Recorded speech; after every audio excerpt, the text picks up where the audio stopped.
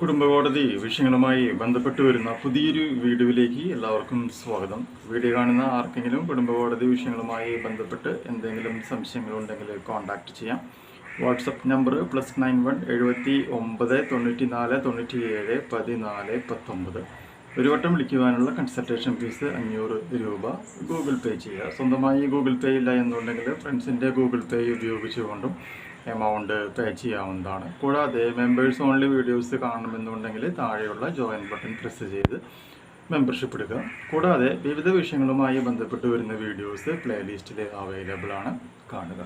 ഇന്നത്തെ വീഡിയോയിൽ നമ്മൾ വീണ്ടും ഡിസ്കസ് ചെയ്യാനായിട്ട് പോകുന്നത് RCR അല്ലെങ്കിൽ റെസ്റ്റിറ്റ്യൂഷൻ ഓഫ് കോൺജുഗൽ റൈറ്റ്സ് എന്ന് പറയുന്ന ഒരു ഹെഡിങ്ങുമായി ബന്ധപ്പെട്ട വീഡിയോ ആണ്. നമുക്കറിയാം RCR എന്ന് പറയുമ്പോൾ സാധാരണ അതിൻ്റെ ഒരു കാലാവധി എന്ന് പറയുന്നത് 2 വർഷമാണ്. അതായത് RCR ഫയൽ ചെയ്ത് 2 വർഷം കഴിഞ്ഞിട്ടും എതിർ പങ്കാളി തിരിച്ച് മാരേജിലേക്ക് അല്ലെങ്കിൽ കുടുംബ ബന്ധത്തിലേക്ക് വന്നില്ല എന്നുണ്ടെങ്കിൽ അതൊരു വോളണ്ടറി ഡെസേർഷനായി കണക്കാക്കി ഡിവോഴ്സിനുള്ള ഒരു ഗ്രൗണ്ടാക്കി മാറ്റുമെന്നുള്ളത് നമുക്ക് എല്ലാവർക്കും അറിയാവുന്ന കാര്യമാണ്.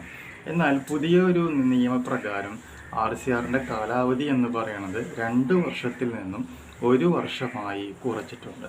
അതായത് പങ്കാളി വീട് വിട്ട് പോയിട്ടുണ്ടെങ്കിൽ, പ്രത്യേകിച്ച് കാരണങ്ങളൊന്നുമില്ലാതെ വീട് വിട്ട് പോയിട്ട് എതിർ പങ്കാളി കോടതിയിൽ RCR ഫയൽ ചെയ്ത് 1 വർഷം കഴിഞ്ഞിട്ടും വന്നില്ല എന്നുണ്ടെങ്കിൽ അതെന്തായിട്ട് മാറും? ഡിവോഴ്സിനുള്ള ഒരു ഗ്രൗണ്ടാക്കിയിട്ട് നമുക്ക് മാറ്റുവാനായിട്ട് സാധിക്കുമെന്നുള്ളത് മനസ്സിലാക്കാം. അപ്പോൾ കാലാവധി കറക്റ്റായിട്ട് കുറഞ്ഞിട്ടുണ്ട്.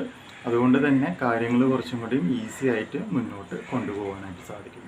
അതുകൊണ്ട് പങ്കാളി വീട് വിട്ടു പോയാൽ ഡിവോഴ്സ് പെറ്റീഷൻ ഫയലല്ല ചെയ്യേണ്ടത്, പകരം ആദ്യം ചെയ്യേണ്ടത് എന്താണ്? RCR ആണ് ഫയൽ ചെയ്യാനായിട്ട് പരമാവധി ശ്രമിക്കേണ്ടത്.